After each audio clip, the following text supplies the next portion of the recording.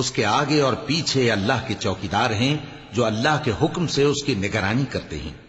اللہ اس نعمت کو جو کسی قوم کو حاصل ہے نہیں بدلتا جب تک کہ وہ اپنی حالت کو نہ بدلے، اور جب اللہ کسی قوم کے ساتھ برائی کا ارادہ کرتا ہے تو وہ پھر نہیں سکتی، اور اللہ کے سوا ان کا کوئی مددگار نہیں ہوتا۔ وہی تو ہے جو تم کو ڈرانے اور امید دلانے کے لیے بجلی دکھاتا اور بھاری بھاری بادل پیدا کرتا ہے، اور رعد اور فرشتے سب اس کے خوف سے اس کی تسبیح و تحمید کرتے رہتے ہیں۔ اور وہی بجلیاں بھیجتا ہے، پھر جس پر چاہتا ہے گرا بھی دیتا ہے، جبکہ وہ اللہ کے بارے میں جھگڑتے ہیں، اور وہ بڑی قوت والا ہے۔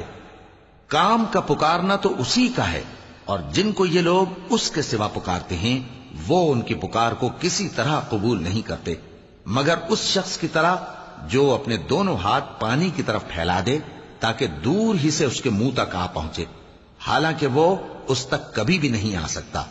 اور اسی طرح کافروں کی پکار بیکار ہے۔